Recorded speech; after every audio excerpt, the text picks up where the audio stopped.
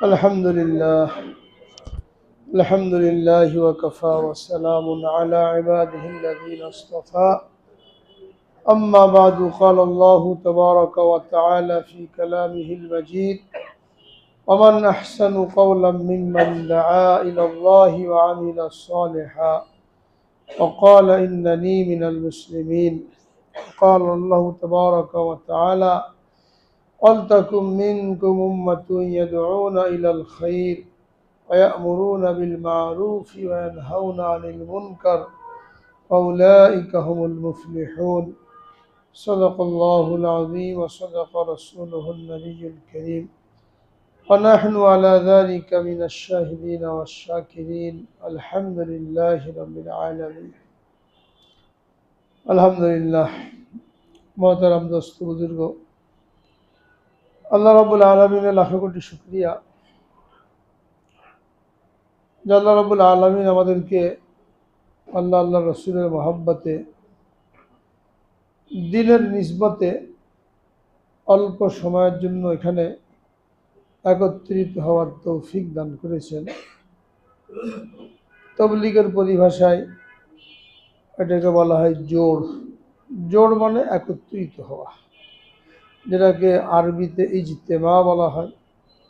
ইজতেমা মানে সম্মিলন, সম্মিলন অর্থাৎ একত্রে মিলিত হওয়া। বিভিন্ন উদ্দেশ্যে মানুষ একত্রিত হয়, পারিবারিক কারণে, সামাজিক কারণে, দলীয় কারণে অনেক লোক একসাথে জমা হয়। ওই সমস্ত জায়গায় উদ্দেশ্য থাকে দুনিয়া। ওই সমস্ত মজলিস এটা মানুষের ক্ষতির কারণ, আযাবের কারণ। যে মজলিসের মধ্যে দিনের কোনো আলোচনা হয় না, আল্লাহ রসুলের কথা আলোচনা হয় না, এটা ক্ষতির কারণ। আর যেখানে মানুষ দিনকে সামনে রেখে একত্রিত হয়, আল্লাহ রসুলের মহব্বতে একত্রিত হয়, দিনের নিসবতে একত্রিত হয়, এই মজলিস এত দামি। যেমন আমরা এখানে একত্রিত হয়েছি, দুনিয়াবি কোনো উদ্দেশ্য না, এক নিসবত। সেটা কি? আমরা আল্লাহ রসুলের উম্মত, আল্লাহর বান্দা, আল্লাহ রসুলের উম্মত, এই নিসবতে একত্রিত হয়েছি। উদ্দেশ্য কি? উদ্দেশ্য হলো রসুল আকরাম সাল্লাল্লাহু আলাইহি ওয়াসাল্লাম আখিরি নবী, তাকে আল্লাহ রাব্বুল আলামিন যে দায়িত্ব দিয়ে, জিম্মাদারি দিয়ে প্রেরণ করেছিলেন যে প্রত্যেকটা মানুষ জান্নাতি হয়ে যাক, কেউ জাহান্নামে না যাক। আল্লাহ তাআলা বান্দাদেরকে জাহান্নামে পাঠানোর জন্য তৈরি করেন নাই, জান্নাতের জন্য তৈরি করেছেন। ঘটনা এমন না যে সবাইকে জান্নাতে দিলে জান্নাতে জায়গা কমে যাবে, এই জন্য কিছু লোককে জাহান্নামে পাঠাতে হবে। ঘটনা কি এরকম? আল্লাহ পাকের বান্দাদের জন্য আল্লাহ তাআলা জান্নাত বরাদ্দ করে রেখেছেন। সর্বনিম্ন জান্নাতি তাকে এই দুনিয়ার 11 দুনিয়ার সমান জান্নাত দেওয়া হবে। এত জায়গা কোথায়? এত জায়গা কোথায়? এটা আগের যুগে লোকেরা প্রশ্ন করলে ঠিক ছিল, আজকের যুগে আর কারোর জন্য এই প্রশ্ন করার কোনো অবকাশ নাই। কারণ আমরা সকলেই জানি এই মহাকাশের মধ্যে কি পরিমাণ জায়গা। একটা গ্রহ নক্ষত্র পৃথিবীর তুলনায় কত বড়। সূর্যটা একটা নক্ষত্র কাছাকাছি, সেটা হলো 13 লক্ষ গুণ বড়, 13 লক্ষ গুণ পৃথিবীর চাইতে। এরকম 10,000 নক্ষত্র আবিষ্কার হয়েছে। যদিও নক্ষত্রগুলোকে 13 লাখ গুণ বড় ধরা হয়, আরও তো বড় হবে। 10,000 নক্ষত্র শুধু যদি একটা 13 লক্ষ গুণ বড় হয়, 15 লক্ষ গুণ বড় হয়, তাহলে একটা মানুষকে যদি 10 দুনিয়ার সমান জান্নাত দেওয়া হয়, জায়গা কোনো কমতি আছে? আর আল্লাহ পাকের ভান্ডারে কোনো কিছুর কমতি নেই। কিন্তু আজকের যুগে এই প্রশ্ন অবান্তর যে এত লোক, এত জায়গায় কোথায় সংকলন হবে। এটা আমাদের চিন্তার বিষয় না। আল্লাহ তাআলা ওয়াদা করেছেন যে তোমরা এই কাজ করে আসলে, ঈমান আমল নিয়ে আসলে তোমাদের জন্য এই সুসংবাদ। ইন্নাল্লাহা লা ইউখলিফুল মিআদ। কোরআনে পাকের মধ্যে বারবার আল্লাহ রাব্বুল আলামিন বলেছেন যে তিনি ওয়াদা খেলাপ করেন না। কিন্তু শর্ত হলো ঈমান আর আমল নিয়ে যেতে হবে। তো প্রত্যেকটা মানুষ কি করে জান্নাতি হয়ে যায়, আমরা নিজেরা কি করে জান্নাতি হয়ে যাই, এই ফিকির, এটা এত দামি ফিকির, উঁচা ফিকির যে লক্ষাধিক পয়গম্বরকে আল্লাহ রাব্বুল আলামিন এই ফিকির দিয়ে প্রেরণ করেছিলেন। হযরত আদম আলাইহিস সালাম থেকে নিয়ে আমাদের নবী করিম সাল্লাল্লাহু আলাইহি ওয়াসাল্লাম পর্যন্ত সমস্ত নবীর একই ফিকির ছিল, সমস্ত উম্মত কি করে জান্নাতি হয়ে যায়। অন্যান্য উম্মত যারা, অন্যান্য নবী যারা, তারা তো সীমিত সময়ের জন্য ছিলেন, নির্দিষ্ট এলাকার জন্য ছিলেন, যার কারণে তাদের ফিকির ছিল কম, অঞ্চল ভিত্তিক। আমাদের নবী আখেরি নবী, তিনি হলেন সারা দুনিয়ার জন্য নবী, মানুষের জন্য নবী, জিনদের জন্য নবী, এবং কিয়ামত পর্যন্ত সময়ের জন্য নবী। তো তার দুনিয়া থেকে চলে যাওয়ার পরে এই জিম্মাদারি এই উম্মতের উপরে অর্পিত হয়েছে। তারা শুধু নিজেকে নিয়ে ফিকির করবে না, নিজের ছেলে মেয়ে নিয়ে ফিকির করবে না, নিজের এলাকা নিয়ে ফিকির করবে না, বরং আলমী নবীর আলমী উম্মত। আমাদের নবী যেমন বিশ্ব নবী, আমরা হলাম বিশ্ব উম্মত। সারা দুনিয়াকে নিয়ে ফিকির করতে হবে যে সারা দুনিয়ার মানুষ কি করে দিন পেয়ে যায়, কি করে জান্নাতি হয়ে যায়। এই ফিকির আমাদেরকে দেওয়ার কারণে, এই জিম্মাদারি আমাদেরকে দেওয়ার কারণে অন্য সমস্ত উম্মতের উপরে আমাদের শ্রেষ্ঠত্ব বেশি। হযরত আদম আলাইহিস সালাম থেকে নিয়ে হযরতে ঈসা আলাইহিস সালাম পর্যন্ত যত নবী আসছেন, সকলের উম্মত তাদের নিজেদের ইসলার ফিকির ছিল, নিজেকে দিনদার বানাতে হবে, অন্যের জন্য ফিকির করা জিম্মাদারি ছিল না। কেননা তখন একই সময়ে অনেক নবী একই এলাকার মধ্যে মেহনত করতেন। একজন নবীর ইন্তেকাল হয়ে গেলে সাথে সাথে আরেকজন নবী চলে আসতেন। এজন্য মেহনত করার মূল জিম্মাদারি ছিল নবীদের উপর, উম্মতের উপরে ছিল না। আমাদের নবী আখেরি নবী হওয়ার কারণে, যেহেতু আর কোনো নবী আসবেন না, কিন্তু নবীওয়ালা কাজ এটা বাকি থাকবে। এই কারণে ওই নবীওয়ালা কাজ, ওই কাজের ফিকির এই উম্মতকে সুপর্দ করা হয়েছে। আর এই জন্যই অন্য সমস্ত নবীর উম্মতের উপরে উম্মতে মুহাম্মাদীর শ্রেষ্ঠত্ব এবং ফজিলত বেশি। এটা স্বয়ং রাসূল আকরাম সাল্লাল্লাহু আলাইহি ওয়াসাল্লাম বলেছেন, আনা আফজালুল আম্বিয়া ওয়া আনতুম আফজালুল উমাম। আমি হলাম সর্বশ্রেষ্ঠ নবী আর তোমরা হলে সর্বশ্রেষ্ঠ উম্মত। সর্বশ্রেষ্ঠ নবী, সর্বশ্রেষ্ঠ উম্মত। আল্লাহ রাব্বুল আলামিন নিজেও কোরআন পাকের মধ্যে বলেছেন, আমাদেরকে সম্বোধন করে, কুনতুম খায়রা উম্মাতিন উখরিজাত লিন-নাস, তোমরা হলে সর্বশ্রেষ্ঠ উম্মত। তোমাদেরকে মানুষের উপকারের জন্য পাঠানো হয়েছে। সর্বশ্রেষ্ঠ উম্মত, তোমাদেরকে মানুষের উপকারের জন্য পাঠানো হয়েছে। কি উপকার? মানুষের আসল উপকার হলো একজন আল্লাহ ভোলা মানুষকে আল্লাহর সাথে জুড়ে দেওয়া, জাহান্নামের পথে চলনেওয়ালা মানুষকে জান্নাতের পথে পরিচালিত করা। এটা হলো আসল উপকার। এমনি ঘরবাড়ি বানিয়ে দিল, শীতের সময় কাপড় চোপড় কিনে দিল, ক্ষুধার সময় চাল ডাল কিনে দিল, এই উপকার তো অমুসলিমরাও করে। কত এনজিও আছে, কত ইহুদি খ্রিস্টান আছে, এদের টাকা পয়সা এরা সারা দুনিয়ার মানুষের জন্য খরচ করে। কিন্তু একজন জাহান্নামীকে জান্নাতি বানানো, এটা কি ইহুদি খ্রিস্টানরা করবে? এটা তারা চায় সবাই আমাদের মতন হয়ে আমাদের সাথে জাহান্নামে যাক। এই ফিকির করার একমাত্র উপযুক্ত এবং দায়িত্বশীল হলো উম্মতে মুহাম্মাদী, এবং এটি হলো মানুষের আসল উপকার। এটাই আল্লাহ রাব্বুল আলামিন বলছেন, উখরিজাত লিন-নাস, মানুষের উপকারের জন্য তোমাদেরকে পাঠানো হয়েছে। উপকার এইটাই যে আল্লাহ ভোলা মানুষকে আল্লাহর সাথে জুড়ে দেবে, জাহান্নামের পথে চলনেওয়ালা মানুষকে জান্নাতের পথে নিয়ে যাবে। রাসূল আকরাম সাল্লাল্লাহু আলাইহি ওয়াসাল্লাম নবুয়তের 23 বছরে উম্মতের জন্য এই ফিকির করেছে, প্রত্যেকটা মানুষ কি করে জান্নাতি হয়ে যায়। দিনের বেলা মেহনত করেছেন, মানুষের ঘরে ঘরে গেছেন, হাতে পায়ে ধরেছেন। এইগুলো করতে যে অনেক অত্যাচার সহ্য করতে হয়েছে। নিজের আত্মীয়রা দুশমন হয়ে গেছে, আপন চাচা আবু লাহাব দুশমন হয়ে গেছে, আবু জাহাল দুশমন হয়ে গেছে, মক্কার লোকেরা দুশমন হয়ে গেছে। তারপরও তিনি এদের কাছে গেছেন, হাতে পায়ে ধরেছেন। লোকেরা গালি দিয়েছে, গলা ধাক্কা দিয়েছে, ইট পাথর নিক্ষেপ করেছে, গলার মধ্যে গামছা লাগিয়ে ফাঁস দিয়ে হত্যা করার জন্য চেষ্টা করেছে। সেজদার মধ্যে গেছেন, জবাই করা উটের নাড়ি ভুড়ি পিঠের উপরে চাপিয়ে দেওয়া হয়েছে যেন তিনি উঠতে না পারেন। কেন? শুধুমাত্র এই দাওয়াত দেওয়ার কারণে, উম্মতের পিছনে মেহনত করার কারণে। দিনের বেলা এই কাজগুলো করেছেন, রাতের বেলা আবার আল্লাহ পাকের সামনে দাঁড়িয়ে 2-3 ঘন্টা ঘুমিয়ে বাকি রাত নামাজের মধ্যে কাটিয়ে দিয়েছেন, উম্মতের জন্য দোয়ার মধ্যে কাটিয়ে দিয়েছেন। উম্মতের কি হবে এই চিন্তায় লম্বা লম্বা নামাজের মধ্যে কাটিয়ে দিয়েছেন। নামাজ পড়তেন সাধারণত 8 রাকাত তাহাজ্জুদের নামাজ পড়তেন, 3 রাকাত বেতরের নামাজ পড়তেন, 11 রাকাত নামাজ পড়তেন।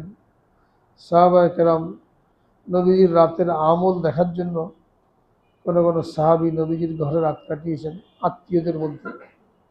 একজন সাহাবী বলেন, আমি নবীজির আমল দেখার জন্য ওখানে থাকলাম, তো দেখি তিনি রাতের বেলা উঠলেন, উঠে ওযু করলেন, নামাজে দাঁড়ালেন, সূরা বাকারা শুরু করলেন। আমিও নবীজির সাথে দাঁড়িয়ে গেলাম, নবীজির সাথে নামাজ পড়ব। সূরা বাকারা 300 আয়াতের মতন। আমি মনে করলাম মনে হয় 100 আয়াত পড়ে রুকু করবেন, 100 আয়াত পড়ে রুকু করলেন না। বললাম 200 আয়াত পড়ে রুকু করবেন, সেটাও করলেন না। তো মনে করলাম সূরা বাকারা শেষ করে রুকু করবেন, সেটাও করলেন না। সূরা আলে ইমরান শুরু করলেন, তাই মনে করলাম সূরা আলে ইমরান পড়ে রুকু করবেন, তাও করলেন না। সূরা নিসা শুরু করলেন, 1 রাকাতে 6 পারা পড়ে ফেলেছেন। উনি বলেন, আমি হিম্মত করতে পারলাম না, আমি নামাজ ছেড়ে বসে পড়লাম। 6 পারা পড়লেন কেরাত। যতক্ষণ কেরাত পড়তেন এত লম্বা রুকু করতেন, যতক্ষণ দাঁড়িয়ে কেরাত পড়তেন এত লম্বা রুকু করতেন, যতক্ষণ রুকু করতেন এতক্ষণ দাঁড়াতেন রুকু থেকে উঠে, যতক্ষণ দাঁড়াতেন এতক্ষণ সেজদায় কাটাতেন, 2 সেজদার মাঝখানে অতক্ষণ বসতেন, আবার দ্বিতীয় সেজদার মধ্যে এতক্ষণ থাকতেন। এইভাবে 2 রাকাত নামাজ পড়তেন। আযাবের আয়াত আসলে আল্লাহর কাছে মাপ চাইতেন, রহমতের আয়াত আসলে আল্লাহর নিকট রহমতের আশা করতেন। এইভাবে দাঁড়াতে দাঁড়াতে পা মুবারক ফুলে যেত। হয়তো আয়েশা রাদিয়াল্লাহু তাআলা বলেন, ইয়া রাসূলুল্লাহ, আপনাকে আল্লাহ তাআলা সামনের পিছনের সমস্ত গুনাহ মাফ করে দিয়েছে, আপনি এত কষ্ট করেন। নবীজি বললেন, আফালা আকুনু আবদান শাকুরা, আমি কি শুকরগুজার বান্দা হব না? আল্লাহ তাআলা মাফ করে দিয়েছেন, এই জন্য শুকরিয়া আদায় করার জন্য রাতভর নামাজ পড়ি। তো নামাজের মূল ছিল উম্মতের জন্য মাপ চাওয়া, উম্মতের কি হবে এই চিন্তায় রাত পার করে দেওয়া। নবীজির ইন্তেকালের পরে যারা নবীজি সাল্লাল্লাহু আলাইহি সাল্লামের ওই ব্যথা অন্তরের মধ্যে ধারণ করতে পেরেছে, তারা হলো সত্যিকারের আশিকে রাসূল। যে একটা মানুষ জাহান্নামে না যাক, মানুষকে জাহান্নামে যেতে দেখে পেরেশান হয়ে যাওয়া, আরামের বিছানা শুয়ে ঘুম না আসা, ছটফট করতে থাকা, মজাদার খাবার সামনে পেয়েও পরিতৃপ্ত না হতে পারা, উম্মত জাহান্নামে যাচ্ছে, আমি কি করে আরামের খাটে ঘুমাই, কি করে এত মজাদার খানা খাই। রাসূল আকরাম সাল্লাল্লাহু আলাইহি সাল্লাম উম্মত যেন গুমরা না হয়, ভ্রান্ত না হয়ে যায়, নিজে কষ্ট করেছেন, কষ্টের জিন্দেগি বেছে নিয়েছেন। আল্লাহ রাব্বুল আলামিন তার জন্য মক্কার পাহাড়কে সোনা বানিয়ে দিতে চেয়েছেন, যেখানে যাবেন আপনার সাথে এরা থাকবে, ইচ্ছা মতন খরচ করবেন। কিন্তু তিনি ঐচ্ছিকভাবে দারিদ্রতার জীবন বেছে নিয়েছেন, যে আমি যদি বিলাসী জীবন যাপন করি তাহলে উম্মত ধোকার মধ্যে পড়ে যাবে, যে নবী এত সুন্দর করে জীবন কাটিয়েছে, আমরা কেন কষ্ট করব। নিজে কষ্ট করেছেন। কেমন কষ্ট করেছেন? 2 দিন পর পর পেট ভরে খেতে পান নাই, একদিন হয়তো খেয়েছেন, একদিন খেতে পান নাই। চা পাতি রুটি খান নাই কোনো সময়, মানে পাতলা রুটি খায়, এরকম পাতলা রুটি জীবনে খান নাই। জাতার মধ্যে জব পেশা হতো, গমের চেতে শক্ত হয় ছুকলাগুলো, ওই ছুকলাগুলো থাকতো, ছিলকাগুলো। কোনো চালনি ছিল না, হাতের মধ্যে নিয়ে ফুঁক দিয়ে বড় বড় ভুসিগুলো ফেলে দিয়ে বাকিদের রুটি বানানো হতো, শক্ত হতো, গলা দিয়ে নামতে যেত না। তরকারি ছিল না, সিমটা, জয়তুনের তেল, এইগুলো দিয়ে খেতেন। চা পাতি রুটি কোনোদিন খান না। 2 মাস লাগাতার নবীজির ঘরের চুলা জ্বলে না, খেজুর, একটা খেজুর, একটা পানি, এক গ্লাস পানি, এর উপরে জীবন কাটিয়ে দিয়েছে। গরিব মিসকিন আসলে দেওয়ার মতন কিছু ছিল না। রাশাদাল্লাহ তাআলা অনেক ঘটনা পাওয়া যায়, অনেক ইহুদি মহিলা, গরিব মহিলা সাহায্যের জন্য আসতো, ভিক্ষা করার জন্য আসতো। এক মহিলা আসছে, সাথে দুটো মেয়ে, ভিক্ষা চাওয়ার জন্য। তো ওনার ঘরে কি আছে, একটা খেজুর দিয়েছে, মানে ছিল একটা দেওয়ার মতন খেজুর। ওই একটা খেজুর ওই মহিলা 2 ভাগ করে 2 মেয়েকে খেতে দিয়েছে। একটা হাদিসের মধ্যে পাওয়া যায়। আর এক হাদিসের মধ্যে পাওয়া যায়, আর এক মহিলা আসছে, সাথে তার 2টা মেয়ে আর নিজে, 3টা খেজুর দিয়েছেন 3 জনকে খাওয়ার জন্য। এটা তো দিতে পারলেন, কিন্তু অনেক সময় এটাও দিতে পারেন নাই, নিজেদেরই খাওয়ার নাই, ভিক্ষা করবে, ভিক্ষা দেবে কি, কাউকে সাহায্য করবে কিভাবে? এই সবগুলো ছিল ঐচ্ছিক, যে উম্মত যেন ধোকার মধ্যে না পড়ে।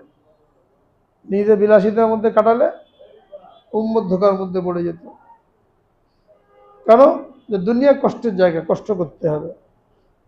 আমাদের ভোগ করার জন্য তো আল্লাহ রাব্বুল আলামিন জান্নাতে রেখে দিয়েছেন।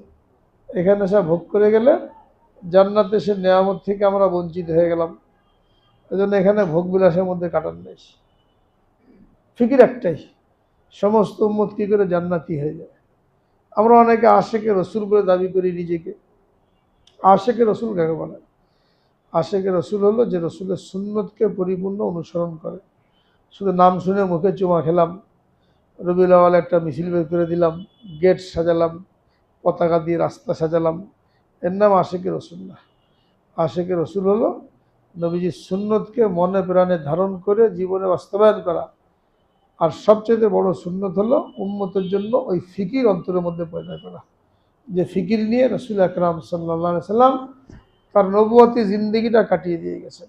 এমন ফিকির, এমন দরদ উম্মতের জন্য আল্লাহ রাব্বুল আলামিন নিজেই দয়াদ্র হয়ে আয়াত নাজিল করেছেন, লাআল্লাকা বাখিউন নাফসাকা আল্লা ইয়াকুনু মুমিনিন।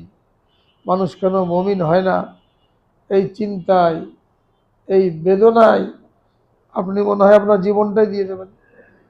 এত বেশি চিন্তা দরকার না, আল্লাহ পাক ব্রেক দিয়ে দিয়েছেন, কিন্তু তিনি উম্মতের জন্য।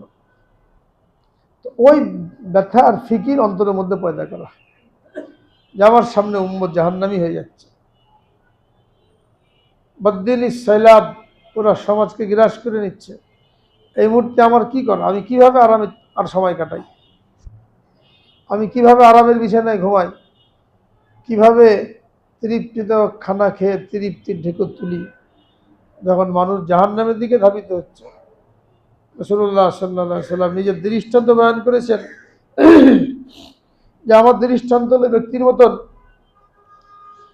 যে একটা চেরাগ জ্বালিয়েছে, বাতি জ্বালিয়েছে, আর ওখানে পোকা এসে পড়ে পড়ে আগুনে পুড়ে যাচ্ছে। চেরাগ জ্বালালে, মোমবাতি জ্বালালে অনেক সময় দেখা যায় না, সবুজ সবুজ পোকা আসে, এসে ওখানে পড়ে পড়ে জান দিয়ে দেয়। তো এক লোক চেরাগ জ্বালিয়েছে আর পোকাগুলো এসে পড়ছে, ওই লোক হাত দিয়ে পোকাগুলোকে বাঁচানোর জন্য চেষ্টা করছে, যেখানে পড়ে জীবনটা দিও না। নবীজি বলেন, আমার দৃশ্য তো এরকম, তোমরা পাল্লা দিচ্ছ জাহান্নামে যাওয়ার জন্য, কে কার আগে জাহান্নামে যাবে। ওয়ান আখিযুম বিহুজাজিকুম, আর আমি তোমাদের কোমর ধরে ধরে জাহান্নাম থেকে বাঁচানোর জন্য চেষ্টা করছি। এটা জাহান্নামের পথ, আল্লাহর নারাজাগির পথ, আযাবের পথ। এদিকে যাও না, এখান থেকে ফিরে আসো। এইভাবে দরদ নিয়ে, ব্যথা নিয়ে মেহনত করার কারণে মানুষ কি হয়েছে, জাহান্নামের পথ থেকে ফিরে আসছে।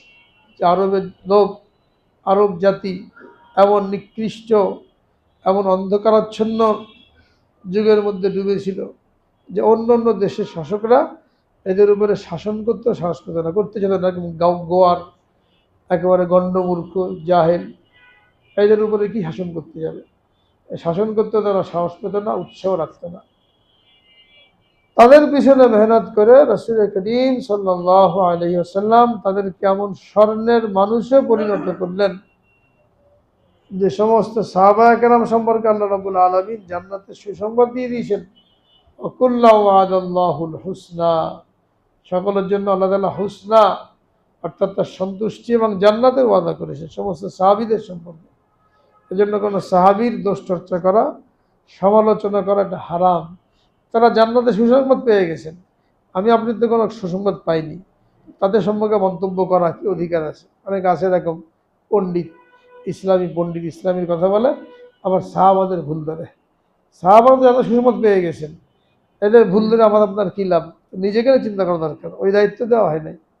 কারণ বাপ যদি ভুল করে, তো ছেলে কি সে ভুলটা বলে বেড়াবে, বাবা এই করে, আর বললে বা কী লাভ? এই জন্য সাহাবাকে আমার সমালোচনা দোষ করতে নিষেধ। তারা এমনভাবে নিজেদেরকে মিটিয়ে দিয়েছেন যে আল্লাহ রাব্বুল আলামিন ঘোষণা দিয়ে দিয়েছেন, রাদিয়াল্লাহু আনহু ওয়া রাদু আনহু। তারা আল্লাহর উপরে খুশি, আল্লাহ তাআলা তার উপরে খুশি। আমার আপনার উপরে আল্লাহ তাআলা খুশি কিনা কোনো আয়াত নাজিল হয়েছে? কোনো গ্যারান্টি পেয়েছি আমরা? যখন গ্যারান্টি পাইনি, তাদের সম্পর্কে জবান খোলা যাবে না। এরকম স্বর্ণের মানুষে পরিণত হয়েছে, এবং কীভাবে মহব্বত করতে হয় এটা তারা দেখিয়ে দিয়েছে। এই জন্য মূল মহব্বত, মূল ইশকে রসুল এইটা, যে অন্তরে ওই দরদ পয়দা করতে হবে, যে দরদের কারণে উম্মতকে জাহান্নামে যেতে দেখে আমি আপনি চুপচাপ বসে থাকতে পারবো না। কীভাবে এদেরকে ফিরানো যায়? ইমানের আলামত বলা হয়েছে, মান রা মিনকুম মুনকারান ফালিয়ুগাইয়িরু বিয়াদিহি ফাইন লাম ইস্তাতি ফাবিলিসানিহি ফাইন লাম ইস্তাতি ফাবিকলবিহি ওয়াযালিকা আযআফুল ঈমান। তোমাদের মধ্যে যে কেউ অন্যায় কাজ হতে দেখলো, সেখানে হাত দিয়ে বাধা দেয়। যদি হাত দিয়ে বাধার ক্ষমতা না থাকে, তাহলে যেন মুখ দ্বারা বাধা দেয়। যদি মুখ দ্বারা বাধা ক্ষমতা না থাকে, তাহলে যেন অন্তরের দ্বারা পরিবর্তন করার জন্য চেষ্টা করে। হাত দিয়ে বাধা দেবে যেখানে হাত চলে। যদি শাসক হয়, তার হাত চলবে। চেয়ারম্যান, মেম্বার, এমপি, মন্ত্রী, প্রেসিডেন্ট, এরা হাত ব্যবহার করবে, অর্থাৎ কানুন ব্যবহার করে বদ্দিনীকে বন্ধ করার জন্য চেষ্টা করবে। চুরি, ডাকাতি, জিনা, ব্যভিচার, সুদ, ঘুষ, এগুলো ডান্ডার মাধ্যমে, হাতের মাধ্যমে বন্ধ করবে। যেখানে হাত চলে না, সাধারণ মানুষ, এরা তো সবাইকে মারতে পারবে না। এরা মুখ ব্যবহার করবে নসিহত দ্বারা, উদউ ইলা সাবিলি রাব্বিকা বিল হিকমতি, হিকমতের মাধ্যমে, উত্তম ওয়াজের মাধ্যমে বন্ধ করার জন্য চেষ্টা করবে। নিজের ছেলে মেয়েকে শাসন করতে পারে, স্ত্রীকে শাসন করতে পারে, সেখানে হাত ব্যবহার করতে পারে, তো এখানে হাত ব্যবহার করতে হবে। যেখানে হাত ব্যবহার করা যায় না, সেখানে মুখ ব্যবহার করতে হবে, বা মুখের দ্বারা তাদেরকে বন্ধ করার জন্য চেষ্টা করতে হবে। যদি এতই দুর্বল হয় যে হাত ব্যবহার করার ক্ষমতা নাই, মুখ ব্যবহার করার ক্ষমতা নাই, না জানি ওখানে কী মনে করে, কি বলে, তো সেখানে কমপক্ষে এতটুকু হতে হবে, অন্তর দ্বারা পরিবর্তন করার জন্য চেষ্টা করবে। অনেকে আবার অন্তর দ্বারা ঘৃণা করবে, এটা তর্জমা না। ঘৃণা করা তো সহজ, ঘৃণা করলাম তো কী হলো? অন্তর দ্বারা বদলানোর জন্য চেষ্টা করবে। অর্থাৎ আমি এখানে হাত লাগাতে পারলাম না, মুখ লাগাতে পারলাম না, এলাকার মধ্যে মনে করেন সার্কাস হচ্ছে, জুয়ার মেলা বসছে, মেলা বসে জুয়া চলে, উলঙ্গ নাচ চলে। আপনার তো ক্ষমতা নাই যে আপনি হাত দিয়ে বন্ধ করবেন, এরকম ক্ষমতা নাই যে মুখ দিয়ে বন্ধ করবেন, কিন্তু অন্তরে অন্তরে ব্যথা অনুভব হবে, চিন্তা করতে থাকবেন কীভাবে বন্ধ করা যায়। আমার তো ক্ষমতা নাই। আপনি চেয়ারম্যানের কাছে যাবেন, মেম্বারের কাছে যাবেন, এলাকার গণ্যমান্য লোকের কাছে যাবেন, হাতে পায়ে, ভাই আপনার এলাকার গণ্যমান্য মানুষ, এই যে আমাদের যুবকরা নষ্ট হয়ে যাচ্ছে, এই যে মদ জুয়া চলছে, এটা বন্ধ করেন, হাতে পায়ে ধরা। এটা থেকে অন্তরের দ্বারা পরিবর্তন করার জন্য চেষ্টা। আমি ঘৃণা করলাম, ওখানে মদ জুয়া চলছে, আমি ঘৃণা করলাম, এটা তো সহজ। এই তর্জমা না, অন্তর দ্বারা পরিবর্তন করার জন্য চেষ্টা করা। অর্থাৎ আমি হাতও ব্যবহার করতে পারি না, মুখও ব্যবহার করতে পারি না, আমার মনের মধ্যে একটা পেরেশানি কাজ করবে, কি করে এলাকা থেকে এটাকে বন্ধ করা যায়। এর জন্য যা যা করার দরকার, আমার ছেলে মনে করেন বা দিন খারাপ বন্ধু বান্ধব এদের সাথে মেশে মোবাইল নিয়ে ব্যস্ত থাকে, আপনি এখন বড় হয়ে গেছে, হাত ব্যবহার করতে পারেন না, উল্টা আপনাকে মারবে। মুখ ব্যবহার করতে পারেন না, তো বাড়ি থেকে চলে যাবে, না গাড়ির তলায় পড়বে, উল্টা পাল্টা করবে। তখন আপনি বসে থাকবেন? তাকে বদলানোর জন্য চেষ্টা করবেন। কী চেষ্টা করতে হবে? আলেম ওলামার কাছে নিয়ে যেতে হবে, এদের কাছে যেতে হবে, দোয়া চাইতে হবে, সাথে করে মসজিদে নিতে হবে। হ্যাঁ, কোনো মেহমান আসলে, বুজুর্গ আসলে তার সাথে মোলাকাত করাতে হবে।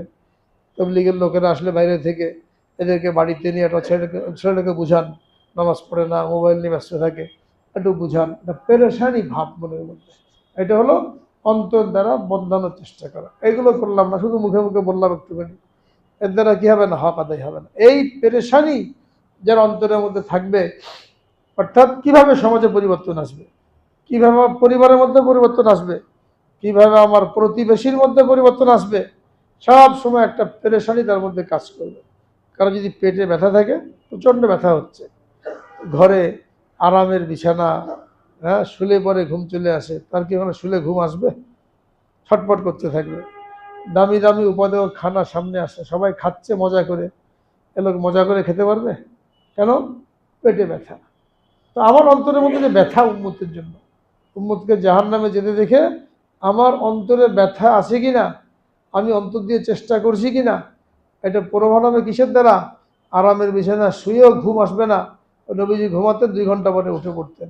কি বলতেন? ছাড়ো আমাকে, আমার রবের ইবাদত করব। আরামের বিছানা ছেড়ে উঠে পড়েছেন, নামাজে দাঁড়িয়ে গেছেন।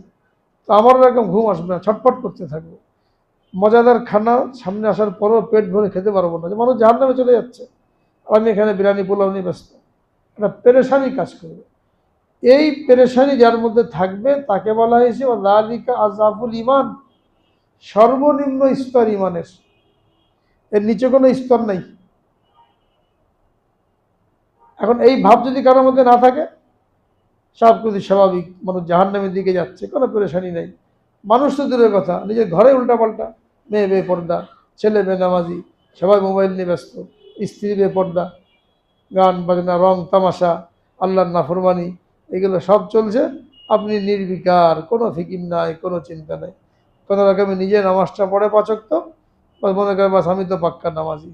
স্ত্রীকেও পরিবর্তনের জন্য কোনো চেষ্টা নাই, ছেলে মেয়ের মধ্যেও পরিবর্তন আনার জন্য কোনো চেষ্টা নাই।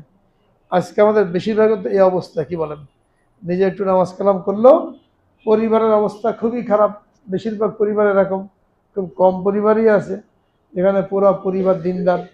বেশিরভাগ পরিবার হলো পরিবারের কর্তা যিনি, তিনি হয়তো নামাজ টামাজ পড়েন, কিন্তু স্ত্রীও বদ্দিন, ছেলে মেয়ে তো বদ্দিন আছে, কোথায় কার সাথে আড্ডা দিয়ে বেড়ায়, কোথায় কী করে বেড়ায়। কারণ কোনোই ফিকির নাই, অন্তরের মধ্যে ওই ফিকিরটাও নাই। তো যেটাকে ইমানের সর্বনিম্ন স্তর বলা হয়েছে, এর পরে আর কোনো স্তর নাই। ওই ব্যথা যদি না থাকে, তাহলে আমার আপনার ইমান কোন পর্যায়ে আছে? আর কিছু আছে নিচের? প্রত্যেকের চিন্তা করা দরকার, ইমান আছে কিনা সন্দেহ। আল্লাহ না করেন এই অবস্থা যদি চলতে থাকে, তাহলে মৃত্যুর সময় কিন্তু ইমানই মৃত্যু নসিব হবে না, কালেমার মৃত্যু নসিব হবে না। ইমানি মৃত্যুর জন্য ইমান থাকা দরকার। যখন ইমানের সর্বনিম্ন স্তরও নাই, তো ইমানি মৃত্যু কোথেকে হবে? কালেমায় তো আসবে না। ভালো ভালো মানুষ তো কালেমা ভুলে যায় বিপদের সময়। মালাকুল মউতের ওই ভীষণ আকৃতি দেখে মানুষ কালেমা ভুলে যাবে। স্ট্রোক করে মানুষ। স্ট্রোক কি জিনিস? স্ট্রোক হলো মালাকুল মউতকে দেখে ফেলে, জান কবজ করার জন্য আসছে, হয়তো এখনো সময় হয় নাই, একটা দর্শন দিয়ে গেছে, আসছি আমি, সময় ঘনিয়ে আসছে। ওটা দেখে যে ওই রক্ত চলাচল বন্ধ হয়ে যায়, হার্টের কাজ করা বন্ধ করে দেয়, ওটা হলো স্ট্রোক করে। মালাকুল মউত দেখে, হয়তো হায়াত কিছুদিন আছে, এখনো মারা যায় না, বেশি হলো কিন্তু মারা যায়। স্ট্রোক করলে বেশি বলো কি মারা যায়। তো স্ট্রোক মানে হলো মালাকুল মউতকে দেখা। এক কোর্টে গেলে ম্যাজিস্ট্রেটের সামনে মিথ্যা সাক্ষী দিতে গেছে, একটা ধমক খেয়ে যা কিছু মুখস্থ করে সব ভুলে যায়। ম্যাজিস্ট্রেট, দারোগা, পুলিশ, হ্যাঁ, রিমান্ডে নিলে এখানে ধমক খেয়ে সব ভুলে যায়, সব সাজানো কথা। আর আমরা যে কালেমা পড়ছি সেটা তো সাজানো, মনের মধ্যে তো বসে নাই, মুখেই পড়ছি শুধু। কালেমার হাকিকত মনের মধ্যে ঢোকে নাই, শুধু মুখেই পড়ছি। তো মালাকুল মউতকে দেখলে মুখে কালেমা চলে আসবে? কালেমার মেহনত করলে, কালেমার দাবি পুরা করলে তখন না কালেমা আসবে। হ্যাঁ, গত জুমায় একটা ঘটনা শুনিয়েছিলাম, যে ভূমিকম্পের সময় এক লোক, তার মুখে কালেমা আসছে না, নামাজি, কালামি, তাহাজ্জুদ পড়ে, ইশরাক পড়ে, পুরো সুন্নতি লেবাস, সে নিজে বয়ান করেছে যে ভূমিকম্প শুরু হয়েছে, তো আমি কালেমায় খুঁজে পাচ্ছি না, কালেমা পড়তে পারি নাই। অনেকে পড়তে পেরেছেন মাশাআল্লাহ, কিন্তু এটা শিক্ষণীয় বিষয়, উনি পরে নিজে বয়ান করেছেন, তবে কালেমা খুঁজে পাচ্ছি না। এরকম কত লোক হবে কালেমা পড়তে পারবে না।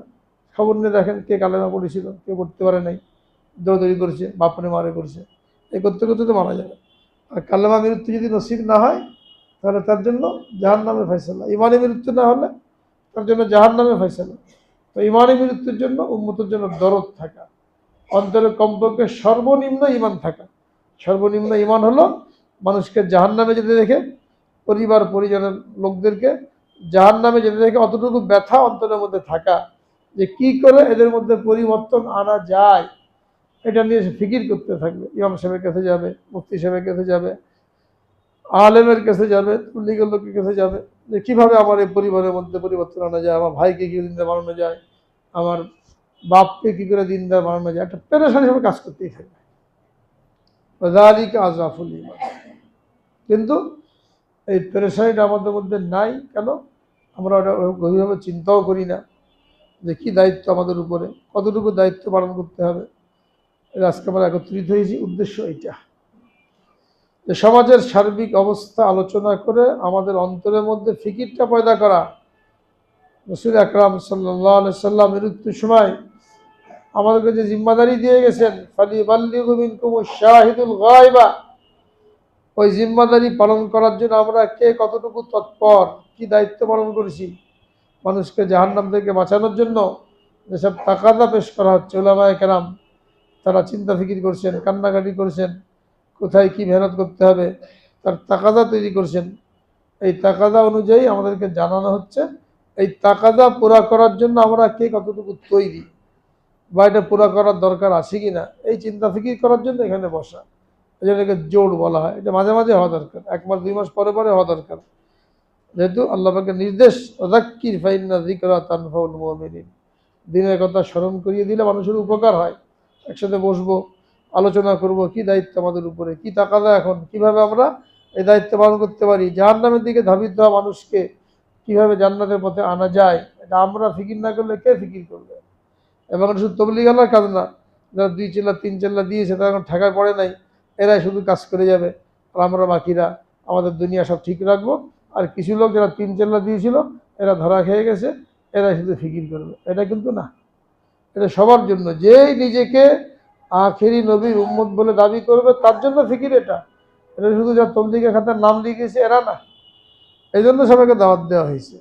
শুধু তবলিগের লোক না, সবার ফিকির করতে হবে। যে যে দল করি, যে সমাজে বাস করি, যে পরিবারের হই, উম্মতকে নিয়ে ফিকির করা। এটা তো আল্লাহ পাকের মেহরবানি যে আল্লাহ রাব্বুল আলামিন উলামায়ে উম্মতের একটা দলকে খাড়া করে দিয়েছেন, দাঁড় করিয়ে দিয়েছেন। তারা সার্বক্ষণিক দেশের অবস্থা, বিশ্বের অবস্থাকে সামনে রেখে তারা ফিকির করেছেন যে কোথায় কিভাবে মেহনত করা যায়। কত লোক খ্রিস্টান হয়ে যাচ্ছে, কত লোক কাদিয়ানি হয়ে যাচ্ছে। একটা ঘরের কথা বললাম, এটা তো আসেই। এই ঘরের বাইরে সারা দেশের মধ্যে খোঁজ নিয়ে দেখেন, এখানে কত লোক এই খ্রিস্টান, ইহুদি, এনজিও এদের দাওয়াতে পড়ে নিজেদের ইমানকে নষ্ট করে দিচ্ছে। ময়মনসিংহের গৌরীপুর থানা একটা, ওখানে একই এলাকার মধ্যে 220টা পরিবার খ্রিস্টান হয়ে গেছে। সব মুসলমান, টাকা পয়সার প্রলোভন দিয়ে চাকরি দেবে, পড়াশোনার খরচ বহন করবে, মাসে মাসে চাল ডাল তেল দিয়ে দেবে। বিশাল এলাকা জুড়ে খ্রিস্টান হয়ে গেছে। তারা মেহনত করেছে। আগে শুধু হিন্দুরা হতো, কিন্তু হিন্দুরা এখন নিজেদের ধর্ম মজবুত। হিন্দুরা মুসলমানের বেশি মজবুত, এরা ধর্ম বদলায় না। এই জন্য কোনো হিন্দু যদি মুসলমান হয়ে যায় তো মা সন্তানকে কত মহব্বত করে, কিন্তু কোনো ঘরের ছেলে যদি মুসলমান হয়ে যায় ও মাও তাকে জায়গা দেয় না।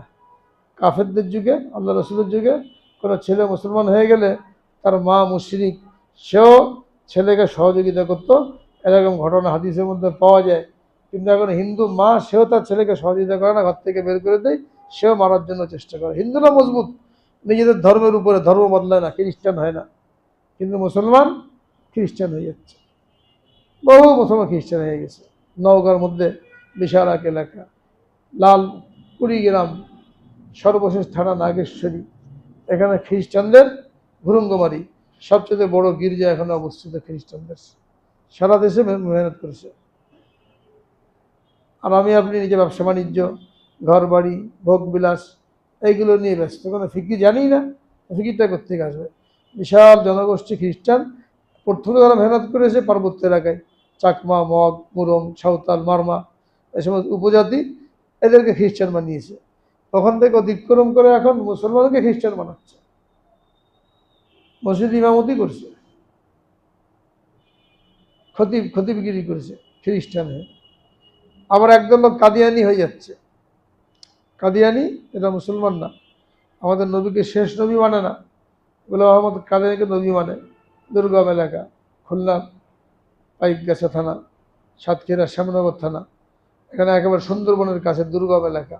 ওখানে 3টা গ্রাম পুরা কাদিয়ানি, স্কুল বানিয়েছে, মাদ্রাসার নাম দিয়ে মাদ্রাসা বানিয়েছে।